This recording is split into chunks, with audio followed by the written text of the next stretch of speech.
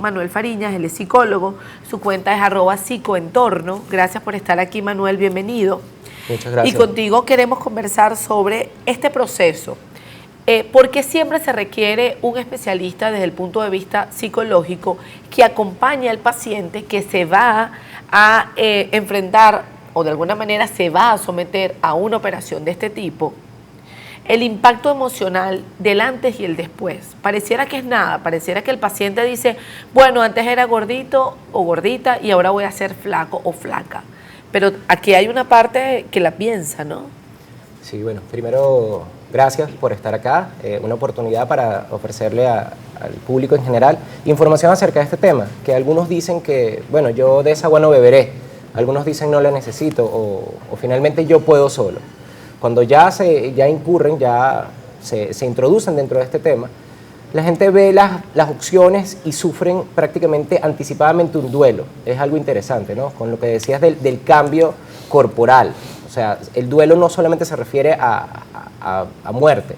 Duelo viene del latín combate, viene de contraponerse entre la imagen que quieren verse en un futuro y la que finalmente tienen actualmente. El tema de la obesidad y el sobrepeso nos ha entorpecido, nos ha molestado, nos ha quizá causado preocupaciones. Entonces, optar por una operación, por una cirugía bariátrica, obviamente lo que tú decías, hay que tratar desde el punto de vista psicológico percepciones, sensaciones, creencias que nos han llevado quizás a no tener esa movilidad que en algunos casos suena tan sencillo decir, haz ejercicio y punto, cierra el pico. Fíjate que también hay un evento sociocultural, es el psicólogo el que debe revisar todo ese conjunto de manifestaciones, todo ese conjunto de repertorios anticuados donde te dicen cómete todo el plato o sencillamente yo soy así, Manuel, toda mi familia es de contextura gruesa.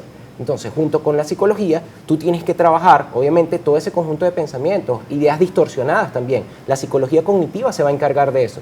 Manuel, lo que pasa es que yo soy así y así me voy a quedar. Es que yo soy muy flojo. Son repertorios y son verbátums muy limitantes, es decir, casi lapidarios.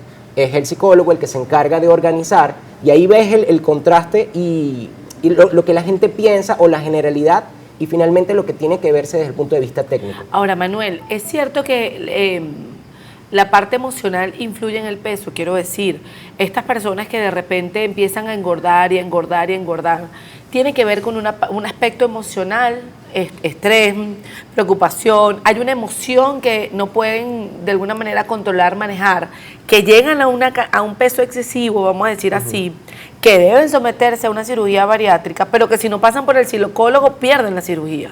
Totalmente. Comentamos siempre el saber popular donde dice fulano perdió la operación o yo conozco a alguien que no duró mucho o el término un poco más fuerte que es recayó o le duró poco. ¿Qué ocurre? Si tú no estás contemplando el repertorio de conductas, las personas con las que estás alrededor, los mismos entornos, fíjense por qué yo me llamo psicoentorno, las variables ambientales determinan, va más allá del que el que quiere puede o pon de tu parte, ten fuerza de voluntad. A veces son palabras muy románticas. Si el especialista no se encarga de operacionalizar, es decir, mira, ¿por qué te están sucediendo esto? Aquí viene lo emocional. Mira, Manuel, yo tengo serios problemas con mi familia, con mi mamá, a mí se me murió un hijo, o yo tengo dificultades con mi hermano, tengo problemas laborales. ¿Quién se encarga de organizar y reestructurar? Tú decías, ¿qué pasa con lo emocional? Hay demasiada evidencia científica acerca de los niveles elevados de cortisol frente a situaciones muy ansiosas. Recordemos que la ansiedad, a diferencia del estrés, es la cronicidad de la ansiedad, todo este conjunto de mortificaciones, atropellos que los individuos sufren a diario por sus familias, por la sociedad, por el trabajo, eleva los niveles de insulina y ya está demostrado, donde la gente comienza a ingerir más alimento, además también de forma compulsiva, como un mecanismo de evasión. Eso lo identifica el psicólogo. No solamente que te gusta comer, mira cómo se ha banalizado. Y a veces se vuelve así como que una minimización de que, bueno, es que me gusta comer. No es que te gusta comer. Hay que ver todos los factores dentro de los desbalances a nivel serotoninérgico, dopaminérgico, que tiene que identificarse. El psicólogo tiene esa tarea también psicoeducativa, de contrastar y ver cuáles son los planes, cuáles son las conductas que te han llevado a eso. No es porque la gente esté loca. Hay todas unas variables bioquímicas que determinan y finalmente repertorios aprendidos en función al contexto.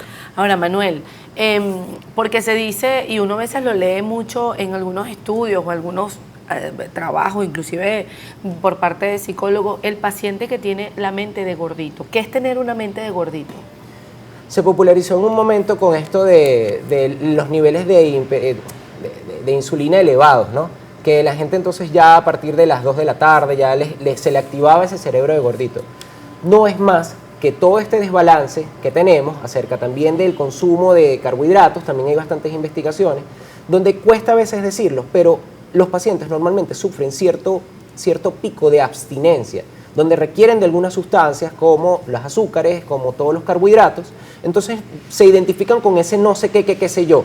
Entonces tratan de minimizarlo con que yo tengo ansiedad por la comida. Ese cerebro de gordito vamos a descomponerlo en factores primos, vamos a hablar que tienen todo un aprendizaje. La mayor parte de estas cosas son ritualistas. Yo salgo del trabajo y me compro en el kiosco algo, Manuel. Yo voy a la panadería y se activa ese cerebro de gordito. Vamos a llamarlo por su nombre. Son conductas reforzadas. Desde el punto de vista de las neurociencias, hablamos de la activación de estos centros de placer.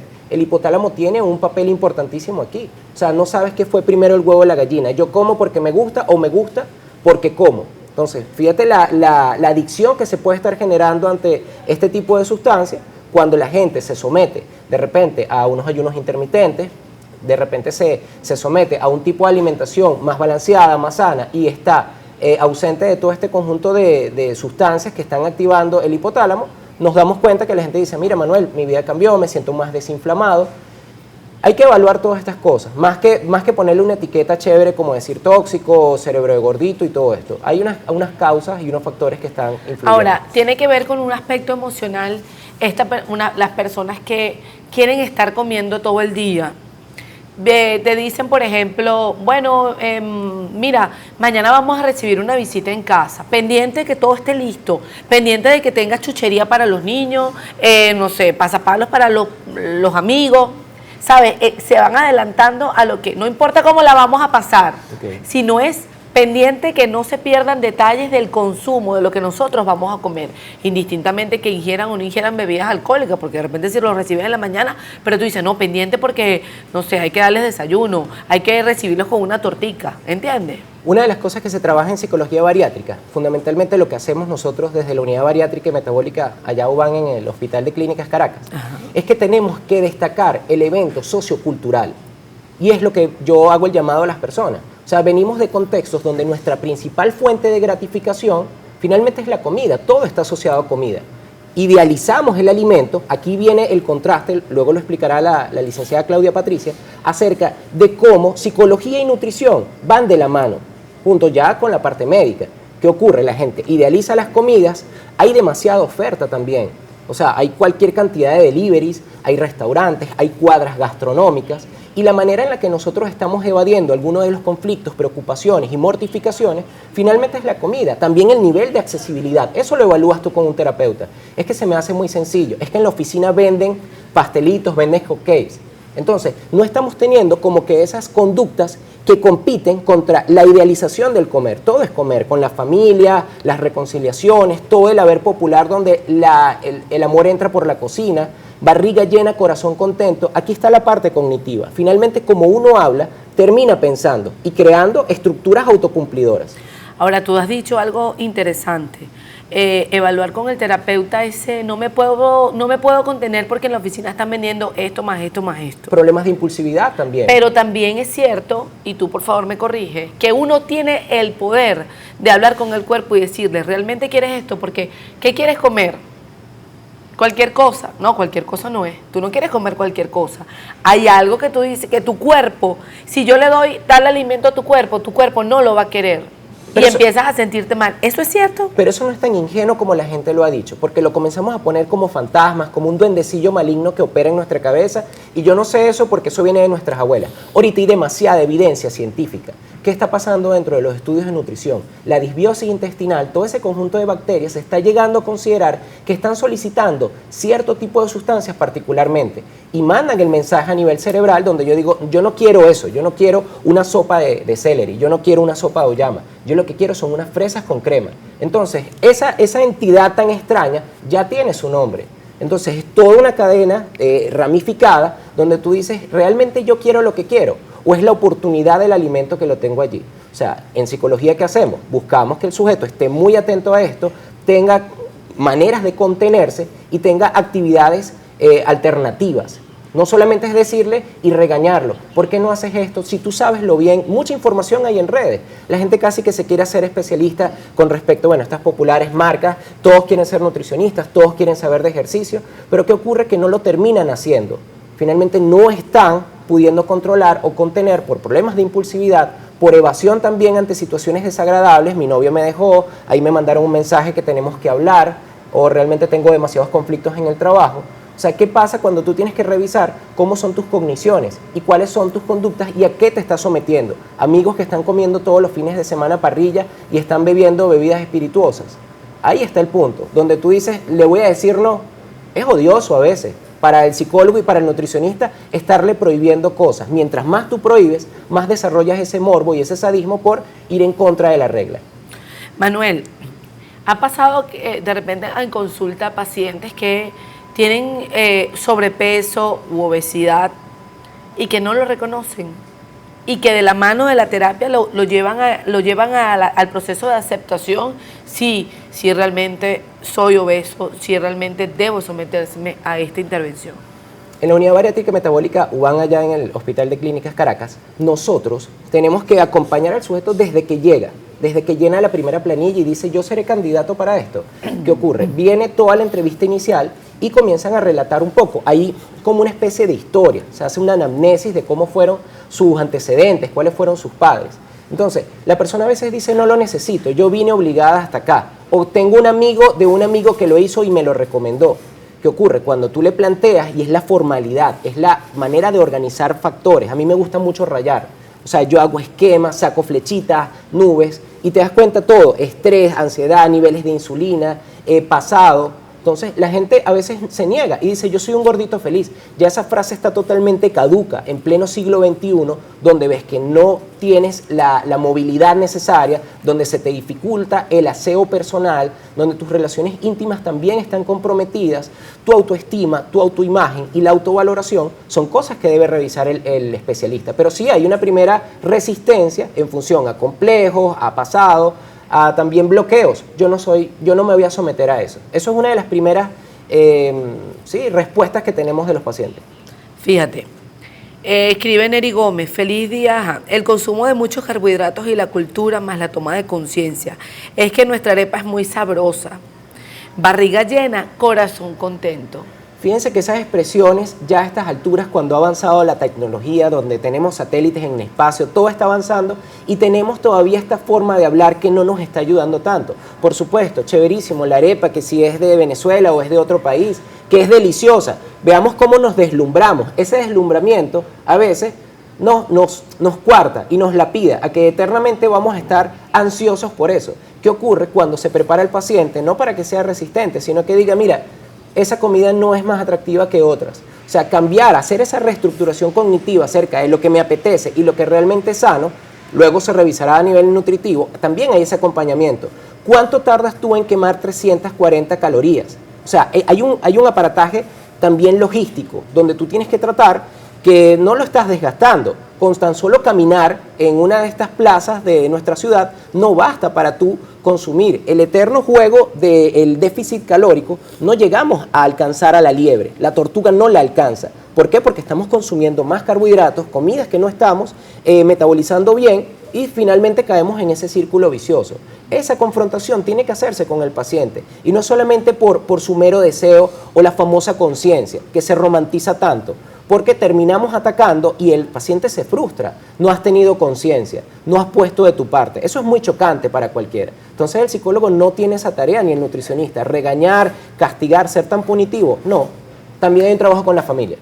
Dice Manuel durante el corte que definitivamente todo tiene que ver con un proceso de aprendizaje.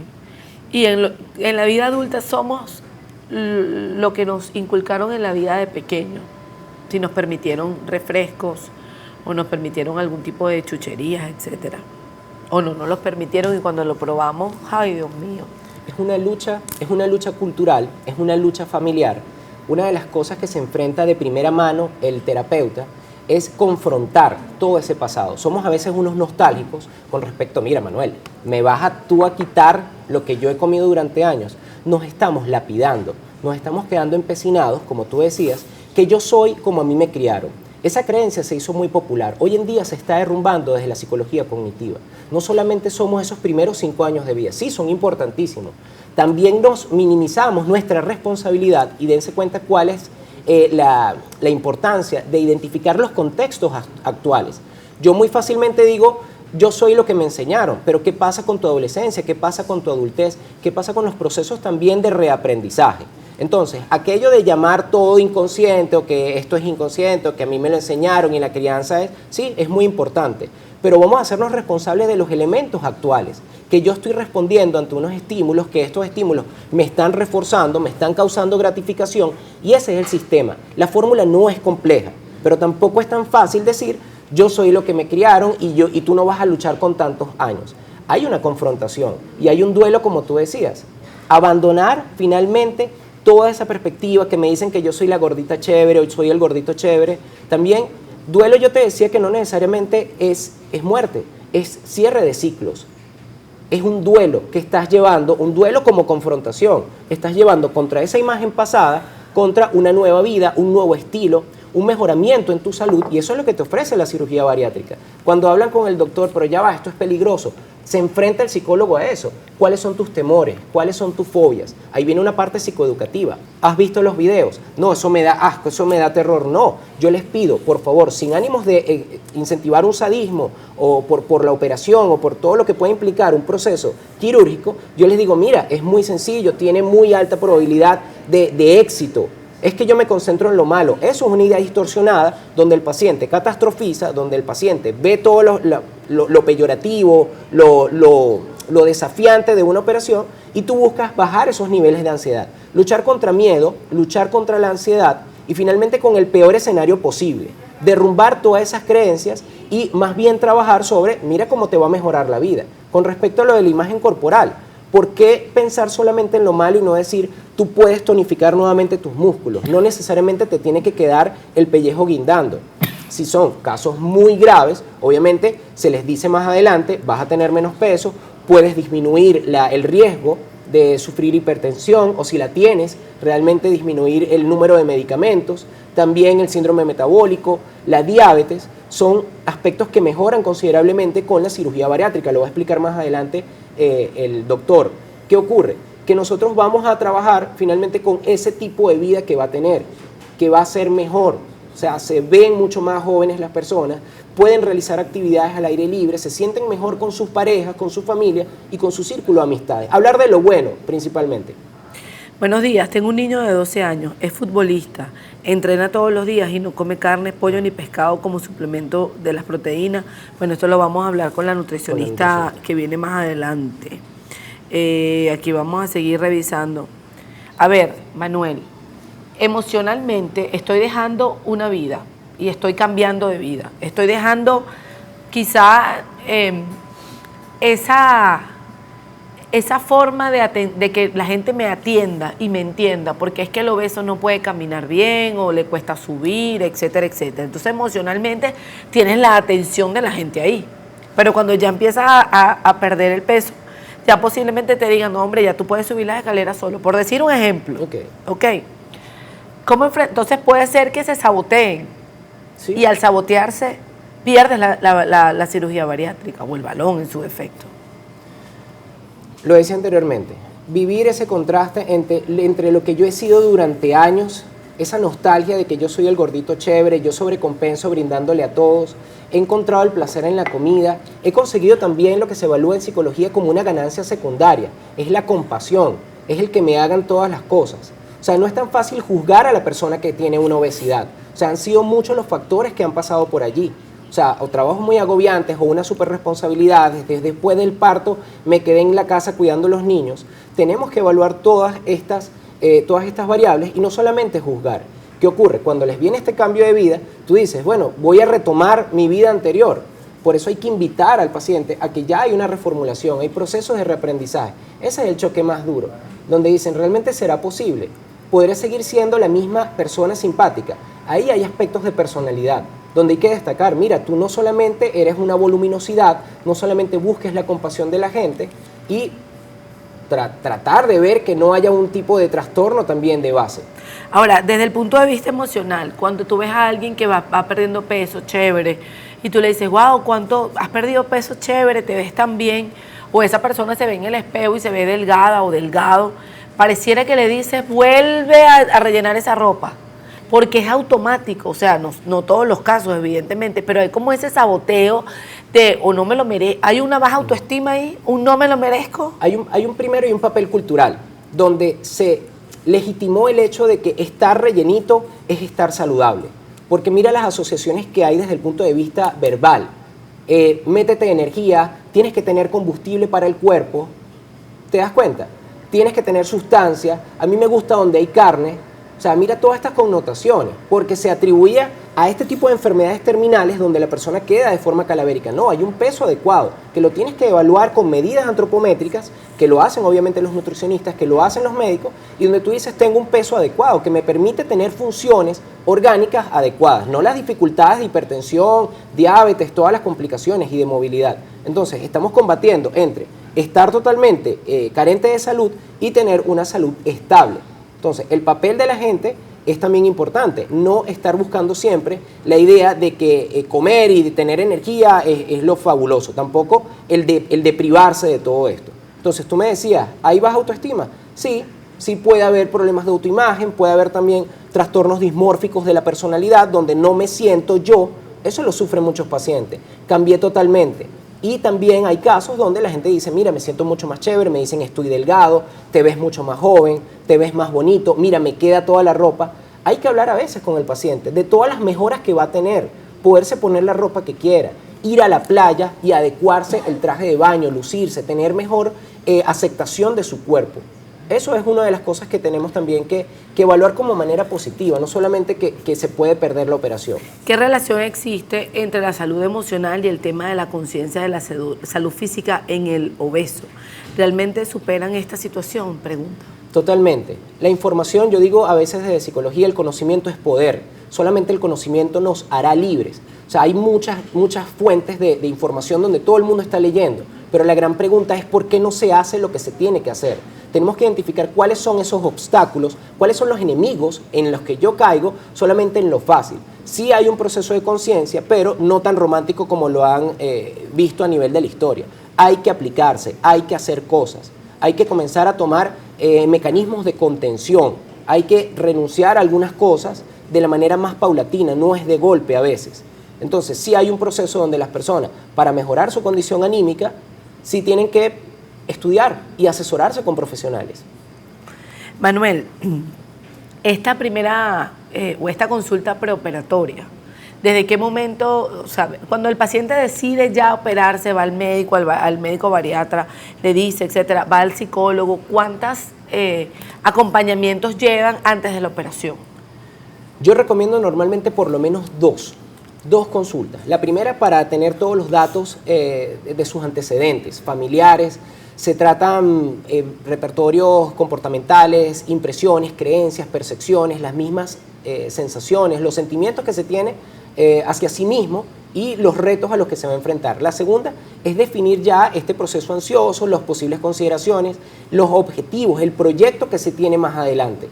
Y luego de la operación, obviamente las consideraciones en la pérdida a veces dramática o progresiva del peso y esos cambios que va sufriendo y a lo que se va a enfrentar. Entonces, el acompañamiento es continuo porque después de la operación también vienen como que ciertas inseguridades acerca del éxito también. A veces piensan que no están bajando lo suficiente o a veces piensan que están bajando demasiado. Y resulta que hay que corroborarlo con la información, con el nutricionista, con el médico, y dicen, mira, es paulatino, eso es gradual, eso es esperable. Eso nos da a nosotros cierta certeza, porque nos invade la ansiedad acerca de, no tengo control sobre esto. Sí se puede tener control en todos los momentos, pero siempre y cuando que tengamos supervisión. Cuando el paciente está recién operado, que empiezan ellos a recibir la alimentación que si por onza, con teterito, lo sé, porque en casa nosotros tuvimos un paciente bariátrico, mi hermana la operaron, y yo me recuerdo que tomaba así, todo lo consumía por onzas de teterito. ¿Qué pasa en la cabeza del paciente en ese postoperatorio? ¿Qué pasa? Normalmente se sabotean, como tú decías anteriormente, acerca de cómo era su vida antes. Vienen constructos, vienen ideas distorsionadas como si yo soy de buen comer, imagínate todo este cuerpo. Resulta que tú corroboras con el nutricionista. ¿Cuánto es la cantidad kilocalórica que estás necesitando? Hay un choque. El doctor también tiene que calmarte eso y decir, todo va a estar bien. Y no es como un mero alivio. No, es que fisiológicamente estás bien. Entran preocupaciones. No, ya va, yo soy de buen comer. Esas frases, mira cuánto daño nos han hecho. ¿Pero qué? ¿Yo me voy a alimentar con eso? Sí, porque tú tienes una absorbencia, tú tienes todos los nutrientes adecuados, ya te fueron asignados, tienes un plan de alimentación que es totalmente estable de acuerdo a las necesidades que tienes tú en función a la operación. Entonces, sí hay que calmar todos esos miedos y misterios que la gente se elabora cognitivamente. Manuel, ya tenemos que despedirte, pero nos gustaría que enviaras un mensaje final a todas las personas que hasta ahora pues, te están escuchando, se han sentido identificadas, pero de repente sienten en la comida un resguardo. Un refugio. Un refugio. Hubo una teoría que planteó que nosotros estábamos constantemente llenando carencias afectivas. No podemos subestimar la inteligencia humana. No solamente estamos llenando vacíos por allí. O sea, tenemos que tener en cuenta que hay repertorios que nos están gustando y revisar el por qué nos gusta lo que nos gusta. Suena muy filosófico, pero estamos muy propensos y estamos demasiado expuestos también. Hay una sobreexposición y una idealización del alimento. Hay alimentos balanceados, hay profesionales que pueden ayudarte. Hay que irse a las personas que saben, porque ellos son los que van a identificar, tienen estadística. No es solamente lo que yo opino. Hay demasiada investigación científica, hoy en día la gente se está informando, me gusta esta época donde la gente se está cuestionando y está siendo más crítica. No se están quedando solamente con refranes de las abuelas ni de las comadres. Hay todo un personal técnico que se encargará de asesorarlos. Desde allá de la unidad bariátrica podemos apoyarlo en cualquier momento. Claudia Uva, nutricionista, sus redes sociales @ubam con M, piso BZLA. Bueno, con Claudia el paciente pues ya se enfrenta y dice, doctora licenciada, esto es lo que definitivamente a mí me gusta, es lo que más me cuesta dejar, ¿no? Pero entonces, ¿qué pasa con estos alimentos que el paciente identifica que son adictivos para él, pero resulta que ya se somete a una cirugía bariátrica? Gracias por estar aquí, bienvenida. Gracias por la invitación, buen día. Fíjate, no me gustaría llamarlos como alimentos prohibidos como tal. Cuando el paciente asiste ya a la consulta o toma la decisión de las cirugías porque ya ha intentado en numerosas oportunidades pues, someterse a algún tipo de dieta, hay que mantener la conciencia de que hay ciertos alimentos que debe controlar tanto la frecuencia como la cantidad del consumo, y pues hablamos de lo que son el azúcar simple, las grasas, bebidas gasificadas, pero no son alimentos que deben ser eliminados por completo. O sea, todo está en la frecuencia y la cantidad. Ahora, Claudia, entendemos que hay un proceso de acompañamiento emocional y hay un proceso de acompañamiento de la alimentación. Cuando la persona se enfrenta o pasa por esta intervención quirúrgica, empieza este consumo de alimentos por onza, ¿cierto?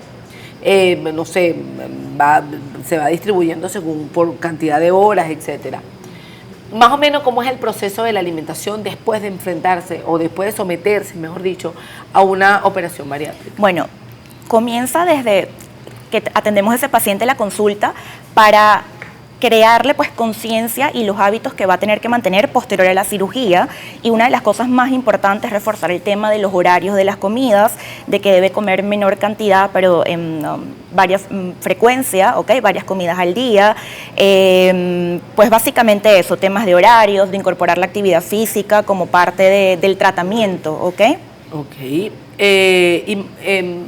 Y empiezan primero con el proceso líquido y después sólido. Importante, las fases de la alimentación postoperatoria, ¿ok? Esto va por una transición de la textura de la dieta. Se inicia con una dieta de líquidos claros que dura en promedio de 5 a 7 días. Esto va a depender según cada paciente, de la tolerancia que cada uno presente. ¿Líquidos claros qué es, Claudia? Agua, infusiones, consomé muy clarito, bebidas que aportan electrolitos, ¿ok? Básicamente estos son líquidos claros, es una dieta muy baja en calorías, hablamos de menos de 600 calorías, donde lo que se busca es pues mantener una correcta hidratación de este paciente e irlo preparando para avanzar a la siguiente fase de la dieta. En esta misma transición de líquidos claros pasaríamos a una dieta licuada y posteriormente a una dieta papilla. Aquí las calorías se aumentan un poco más y aquí se deben incluir, muy importante, las proteínas, priorizando el consumo proteico en este plan de alimentación. Ahora, en cuanto a las personas diabéticas que de repente se enfrentan a una intervención de este tipo, ¿hay efectos? Sí, esto es una de las grandes ventajas de la cirugía bariátrica. Hablamos de lo que es la remisión de la diabetes. En pacientes que tengan un diagnóstico menor a 6 años, pues se habla de un 80% de remisión de la diabetes. Estos pacientes pueden dejar su medicamento, si siguen, por supuesto, las indicaciones. El éxito de una cirugía bariátrica y del postoperatorio, ¿qué es?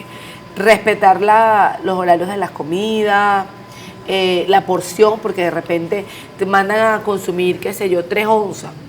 Y puede ser que al familiar le parezca que 3 onzas es muy poquito. ¿Ha pasado casos Sí, como eso pasa tanto con el familiar como con el propio paciente. Cuando está en la consulta, siente como ansiedad, incluso antes de la cirugía, cuando se le menciona lo que son las cantidades que debe consumir, porque se empieza con 1 onza para probar tolerancia, se aumenta a 2 y llegamos en promedio hasta 4 onzas o 120 mililitros. El paciente ya eso le crea ansiedad, nada más el hecho de pensar que está comiendo tan poco. Y parte de las ventajas pues, de la cirugía bariátrica, además de la pérdida de peso, que obviamente va a tener, porque hay una disminución del volumen gástrico, pues es que también hay un ajuste o parte de esa recesión de estómago, se va lo que es, hay menor cantidad de lo que es una hormona, la grelina, que es la que produce la sensación de apetito. Entonces, no solamente es que va a tener menor capacidad gástrica, sino que también va a tener menos ansiedad. Ahora, Claudia, después que van pasando las semanas del postoperatorio, se le va incorporando sólidos al régimen de alimentación del paciente. Correcto. Después de la fase líquida, licuada, papilla, viene la alimentación sólida. Ya es una alimentación relativamente, bueno, lo que debe ser una nueva normalidad para este paciente. Empiezan con sus proteínas mechadas, luego van pasando a picarla en pequeños trocitos y masticarla muy bien. Esto es clave. Al igual que no tomar líquido junto a la comida, deben esperar de 15 a 30 minutos para hidratarse, para darle prioridad pues, a todos los nutrientes de la dieta. Ahora, ¿por qué pasa que después de la intervención el paciente puede ser intolerante a algún alimento en específico? Mira, está lo que se conoce como el síndrome de dumping, que está más asociado al consumo de azúcar simple como tal, que es cuando el paciente, o sea, es el vaciamiento rápido del estómago, el alimento pasa muy rápido por el estómago, rápido llega al intestino, se absorbe ese alimento y suelen tener como mareos, náuseas, vómitos, diarrea. Estos son algunos síntomas y normalmente está asociado al consumo de azúcar simple. Ok. Y, por ejemplo, ¿qué es azúcar simple para que la audiencia lo... Azúcar de mesa, sacarosa, azúcar blanca, bueno, azúcar, miel, papelón, golosinas, todo lo que lleve azúcar. Todo lo que lleve azúcar. Correcto. Que es quizás contraproducente en un postoperatorio. Un paciente... Sí, sobre todo en el postoperatorio inmediato. Después la tolerancia va mejorando. Claro, igualmente tratamos de que el paciente no consuma con tanta frecuencia estos alimentos. No, te lo pregunto porque justamente viene eso, o sea, llega un momento en que ustedes como nutricionista o el paciente bariátrico tiene siempre que llevar el acompañamiento del nutricionista, o un momento ustedes le dan como quien dice de alta al paciente y el paciente ya tiene que ir cuidando su alimentación en función de, bueno, su día a día, etcétera. Claro, esto es muy importante porque se escucha lo que puede ser la reganancia de peso posquirúrgica, que puede ser posterior a los 2 años, pero esto ocurre, según todos los estudios y la evidencia que hay, cuando el paciente no asiste periódicamente a su consulta nutricional, cuando no tuvo creación, digamos, de hábitos, cuando no creó conciencia. Entonces, normalmente durante el primer año, el paciente debe ser evaluado por nutrición al primer, al segundo, al tercer mes. Luego las evaluaciones se hacen trimestrales durante todo lo que es el primer año, y posterior al primer año, si el paciente ya alcanzó su meta, se pueden hacer evaluaciones semestrales o anuales. Todas estas evaluaciones de nutrición, pues además de evaluar al paciente con peso, antropometría, se hace una evaluación de la composición corporal para medir qué tanto de todo el peso que está perdiendo, cuánto es masa muscular y poder corregirlo dentro de los nutrientes de la dieta, y también se le piden los exámenes de laboratorio pues para corregir cualquier deficiencia de nutrientes que pueda tener el paciente. Ahora, pacientes que por ejemplo son operados, pero con el paso de los años empiezan a incrementar la cantidad en su plato diario. Son pacientes que automáticamente pueden ser estos pacientes que le dicen perdió la operación. Si no se ataja a tiempo, pues obviamente va a introducir mayor cantidad de alimento progresivamente. Por eso es que digo que el control debe ser periódico, educar a este paciente, controlar porciones. Ok, bueno, estamos conversando con Claudia Uva, nutricionista. La cuenta es @ubanpisobzla, nutricionista de este centro, @ubanpisobzla. Palabras finales, Claudia, para despedir, recomendaciones finales. Recordar que la alimentación pues no solamente es parte del tratamiento, sino que también es preventiva, y que tenemos que crear conciencia sobre todo lo que introducimos, las calorías que nos aportan y para qué estamos pues utilizando esos nutrientes. Bien, muchísimas. Recibimos al doctor Argenis Chaparro, cirujano bariátrico y metabólico. La cuenta del doctor es doctor Argenis Chaparro y @ubanpisobzla. Gracias por estar aquí, doctor, y bienvenido. Bueno, feliz domingo y gracias a ustedes por la invitación y a ti. Gracias, doctor. A ver, bueno, escuchamos ya la intervención del psicólogo, escuchamos la intervención de la nutricionista, pero saber un poco, doctor, ¿quiénes son los candidatos a someterse a una cirugía bariátrica, someterse a un balón gástrico, una cinta gástrica o una manga gástrica? Gracias por estar aquí. Bueno, hay que tomar en cuenta varios factores. Primero, composición corporal. Hay que pesar, tallar, calcular el índice de masa corporal, verificar cuál es el porcentaje de grasa, porcentaje de masa muscular que tiene cada individuo. Cada individuo es particular y propio. En función de eso y en función de las posibles enfermedades asociadas a la obesidad, es que nosotros le podemos plantear una u otra alternativa. En el caso, por ejemplo, el índice de masa corporal siendo uno de los elementos más primordiales o básicos para calcular, nosotros determinamos este índice pesando y midiendo el paciente. Una fórmula, peso sobre talla al cuadrado, nos da un valor. ¿Qué vamos a hacer nosotros con ese valor?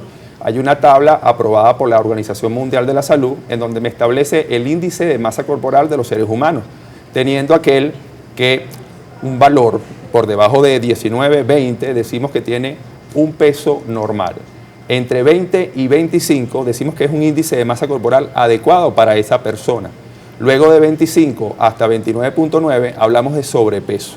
Ya cuando ese valor nos da por encima de 30, hablamos de obesidad. Hay 3 grados de obesidad. Obesidad tipo 1 de 30 a 35, de 35 a 40 es obesidad tipo 2 y mayor de 40 es obesidad tipo 3. Entonces, con relación a la pregunta que me haces, nosotros tenemos como pauta todo aquel paciente que tiene un índice de masa corporal de 25 a 29.9, que lo categoriza como un paciente con sobrepeso, es un paciente donde los hábitos de cambios de hábitos alimentarios, actividad física de forma rutinaria, pueden ayudarlos a que lleguen a un peso adecuado. Sin embargo, hay pacientes, sí, aquí lo vemos, hay pacientes que están en ese grado de sobrepeso de 25 a 29.9, que han hecho modificaciones de hábito alimentario, que han hecho actividad física recurrente, pero no logran bajar. Entonces, aquí podemos utilizar el balón gástrico. Es un dispositivo que se coloca dentro del estómago, en algunos casos por vía endoscópica, en otros casos ingerible, autoingerible, dependiendo del modelo del balón gástrico. Algunos tienen 4 meses, algunos duran 6 meses, y eso va a ocupar un porcentaje dentro de la cavidad gástrica. Por lo tanto, el paciente se va a llenar con menos cantidad de alimento, va a tener sensación de saciedad, disminuye el apetito. Ahora, doctor, cuando una persona, vamos paso a paso, Okay. cuando una persona con sobrepeso es candidato para el balón gástrico? Puede ser candidato para el balón gástrico, Pero siempre no previa para- evaluación. Pero, claro, siempre acompañado de un especialista. Ok. No para una cirugía bariátrica. Eso es importante, sumamente importante, porque hoy por hoy hemos estado viendo realizar cirugías bariátricas en pacientes que tienen menos de 29.9. Hay pacientes que tienen trastornos metabólicos, llámese diabetes mellitus establecida, con 29.9, 29.0. A esos pacientes, previa evaluación de un grupo multidisciplinario, se les puede plantear una cirugía metabólica. Ojo con esto. Pero si es un paciente que no tiene ningún trastorno metabólico, no está indicado hacer una cirugía bariátrica en este grupo de pacientes. Ok, vamos a hablar entonces del balón. Ok. Que además he visto una que otra publicidad en redes sociales, que eso también es muy delicado. Ok. Tómate el balón y rebaja no sé cuánto. ¿Qué tan, o sea, eso La indicación real del balón son pacientes que tienen de 26 de índice como mínimo, ¿ok? Normalmente yo lo estoy indicando en pacientes que tienen sobrepeso en ese grupo de pacientes y pacientes que teniendo indicación para cirugía bariátrica no se pueden hacer la cirugía bariátrica. no se la pueden hacer por la razón. Alguna contraindicación. Ok, Alguna contraindicación médica o propiamente quirúrgica. Ok. Se estudia, se evalúa y se determina, bueno, mira, tú sí eres candidato. ok. ¿Ok? Aquel paciente que ya tiene un índice por encima de 30, la cirugía bariátrica ha demostrado los mejores beneficios, o sea, incomparables o sea, no se puede comparar los resultados de un balón gástrico o de las ampollas que están hoy por hoy bien popularizadas, las inyecciones que se están colocando, que la estamos consiguiendo a diestra y siniestra, hasta en bodegones sin prescripción médica, importante esto. Estos procedimientos o los resultados de estos procedimientos no se comparan a los obtenidos con alguna cirugía bariátrica, siempre y cuando se realice de forma estandarizada y bien prescrita a aquel paciente que lo amerite. ¿De qué va el balón gástrico? El balón gástrico Usted decía, se puede colocar por la paroscopia, por endoscopia. perdón, por endoscopia o en su defecto Ok. ingerible como si fuese una pastilla. Es correcto. Depende del modelo. Ahí los modelos tradicionales de balones gástricos han existido desde que comenzó la cirugía bariátrica con la búsqueda constante de técnicas y alternativas para pérdida de peso. Esos balones los colocaba el gastroenterólogo. Sedando al paciente, se hacía una endoscopia, se introducía el balón, se llenaba en aquellos momentos con azul de metileno y se dejaba allí durante 6 meses, 8 meses. Luego se extraía por vía endoscópica también. Hoy por hoy hay un balón ingerible que viene dentro de una cápsula. No amerita cirugía, ni endoscopia, ni anestesia.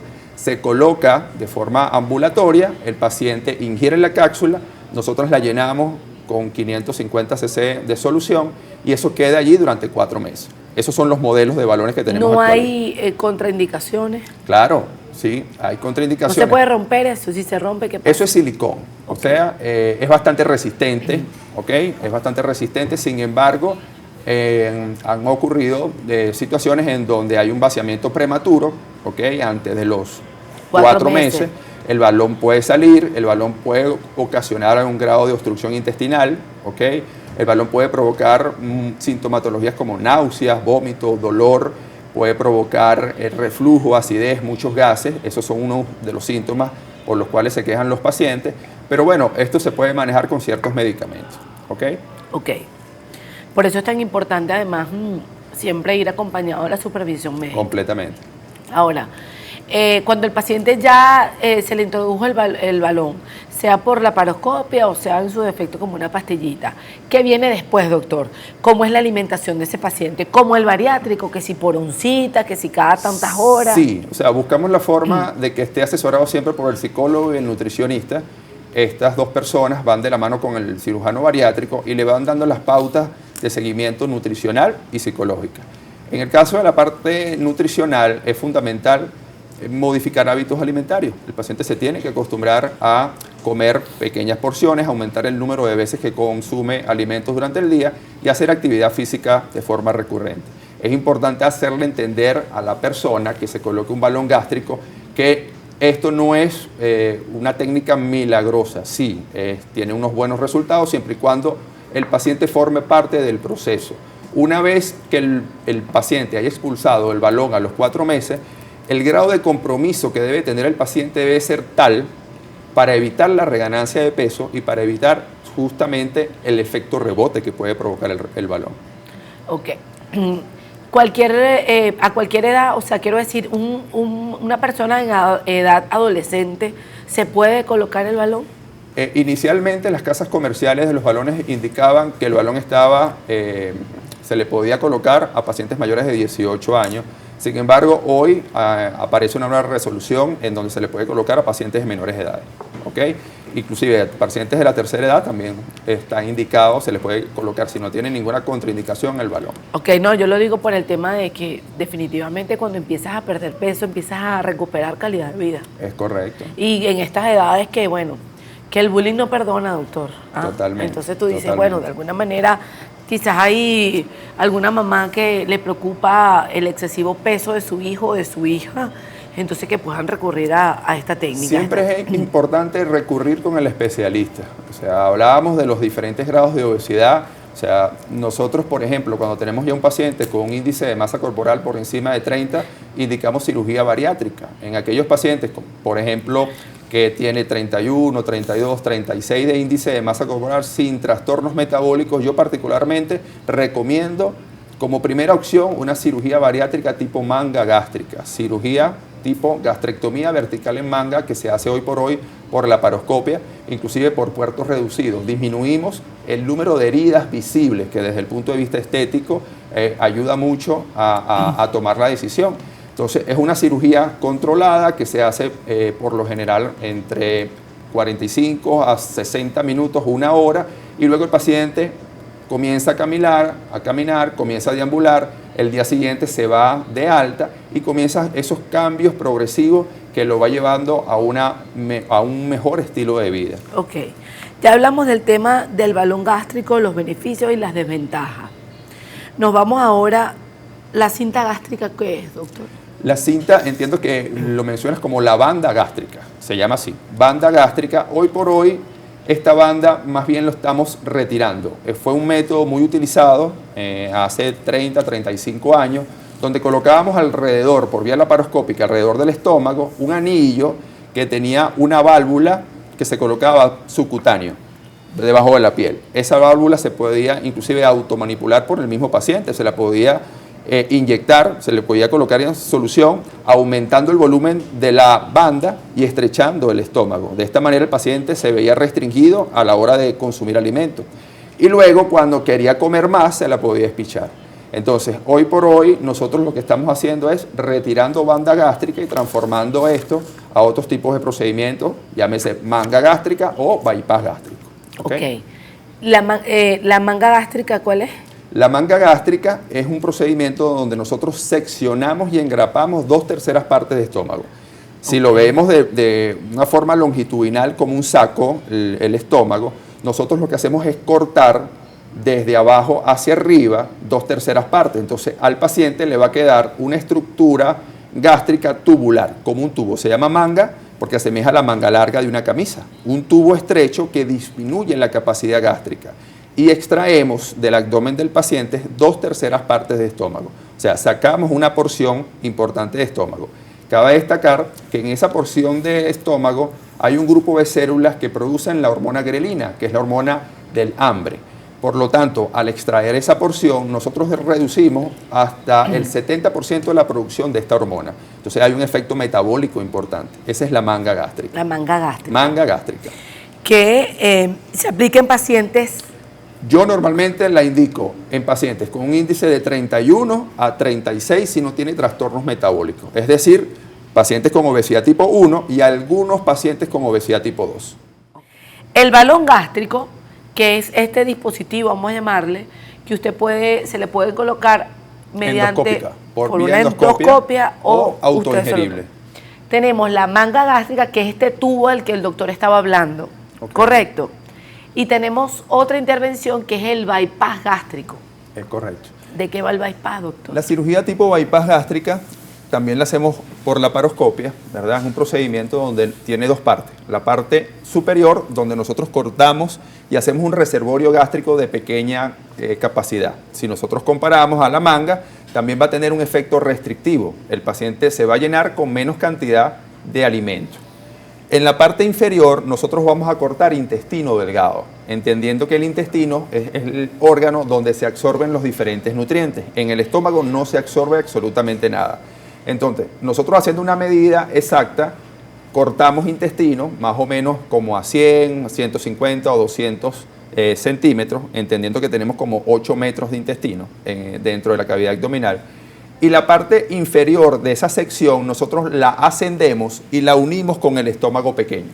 Hacemos lo que llamamos una anastomosis, una unión gastrointestinal, permitiendo que el paso del alimento sea directo hacia el intestino. Entonces, hacemos una conexión de la parte inferior del intestino que quedó seccionada con la parte inferior del intestino que yo ascendí y me va a quedar como una especie de Y. Técnica quirúrgica se llama Y de Rose, ¿ok? Entonces, ¿qué vamos a hacer? El paciente va a ingerir alimento, va a entrar al esófago, se va a llenar ese pequeño estómago con poca cantidad de alimento, va a pasar directamente al intestino delgado. Por otra parte, en el estómago remanente, que es el estómago excluido, el estómago grande, no se va a sacar del abdomen, a diferencia de la manga, que sí la extraemos. Ahí se van a producir ciertas sustancias como el ácido gástrico, también la derivación biliar. El árbol biliar recoge todas las sales biliares procedentes del hígado y las libera aquí en el duodeno. También tenemos el páncreas, que aparte de producir insulina, produce lo que nosotros denominamos los jugos pancreáticos. Entonces vamos a tener 3 líquidos: ácido gástrico, jugos biliares y jugos pancreáticos, que van a correr por el otro intestino y se van a unir con los alimentos aquí abajo. ¿Qué va a permitir eso? Que yo voy a hacer pasar el alimento por aproximadamente 1,5 metros, 2 metros de intestino, donde no va a entrar en contacto con los ácidos, por lo tanto vamos a tener un proceso de malabsorción intestinal. Allí no se van a absorber. ¿Por qué? Para que se absorban los diferentes nutrientes, estos alimentos deben estar en contacto con los jugos que ya mencioné anteriormente. Entonces, en el bypass gástrico vamos a tener 2 efectos. Un efecto restrictivo, que lo hace la disminución del tamaño del estómago, el paciente se va a llenar con menos cantidad de alimento, y un procedimiento de malabsorción intestinal, hacer pasar el alimento por un asa por donde no van a estar pasando los jugos. Viendo esta imagen que teníamos acá, doctor, yo voy a entender, pero usted obviamente es el experto y me va a corregir o no me corrige, que el bypass es menos invasivo que la manga. La palabra... o invasivo, quizás si yo utilizo la palabra invasiva estoy siendo amarillista, vamos a decir así. Es correcto, sí, un poco. La palabra invasiva quiere decir, por ejemplo, cirugía de mínimo acceso. Cirugía de mínimo acceso es cirugía laparoscópica. Si la comparamos con cirugías abiertas, donde el cirujano anteriormente tomaba el bisturí y abría el abdomen desde acá arriba hasta por debajo del ombligo, eso es cirugía abierta. Hoy por hoy hacemos esa cirugía, o hay procedimientos que los podemos hacer por cirugía laparoscópica. Entonces, en ese momento hablamos de cirugía de mínimo acceso o mínima invasión. Cuando lo que tú quieres hacer referencia es que sí, el bypass se ve un poco más laborioso que la manga gástrica, y sí, es un procedimiento que amerita unos 10 a 15 minutos más. Normalmente la manga, como los mencioné, la hago en 45 a 1 hora. El bypass lo puedo llegar a hacer en 1 hora 20 minutos. Pero son 2 procedimientos que se hacen por vía laparoscópica de mínimo acceso. Ahora, doctor, cuando estamos presentes ante estos escenarios, vamos a llamar así, por allí había un comentario de una señora que escribe y dice que en realidad hay alternativas mejor que la cirugía para perder peso. Dice que ella, y para eso están los obesólogos, yo pesé 105 y con mi obesólogo llegué a los 64. Este es el caso de ella. Es correcto. ¿Okay? Pero también entendemos que esta técnica existe, que esta técnica se aplica, ¿no? Entonces, en términos generales, ¿por qué no irse quizá a una parte un poquito más, vamos a decir, más lenta y acudir a esto, doctor? Que usted dice, bueno, en 45 minutos está listo, parece fácil, bueno, usted que es el experto, ¿no? Pero ya con esto finalizaríamos la entrevista. Hay 2 factores a tomar en consideración. Primero, la mayoría de las personas que acuden a nuestras consultas ya han pasado por procedimientos o mecanismos previos en donde de repente han logrado bajar algo de peso y luego vuelven a reganar peso.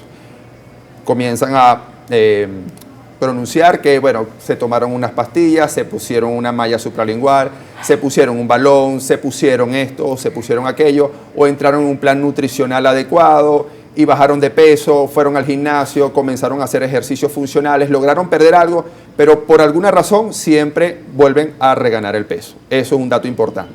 El otro dato importante es que estos procedimientos demuestran que aquel paciente que tiene obesidad y esa obesidad se ve acompañada de algún trastorno metabólico como diabetes, como hipertensión, como resistencia periférica a la insulina o infertilidad por un síndrome ovario poliquístico en una mujer de edad fértil, estos procedimientos no solamente le permiten al paciente bajar de peso, sino que esas enfermedades van desapareciendo, van mejorando sin necesidad de tomar medicinas. En el caso del paciente diabético, he tenido pacientes que se inyectaban insulina y hoy por hoy no se inyectan insulina. Entonces, por eso es que esto se llama cirugía bariátrica y metabólica, porque no solamente te va a permitir cambiar tu configuración, perder peso, a sentirte con una autoestima en mejor grado, sino mejor calidad de vida. O sea, todas esas enfermedades que van deteriorando la calidad y expectativa de vida del paciente que lo padece, va mejorando. Entonces, wow, no hay ningún otro procedimiento que se compare a la cirugía bariátrica hoy por hoy.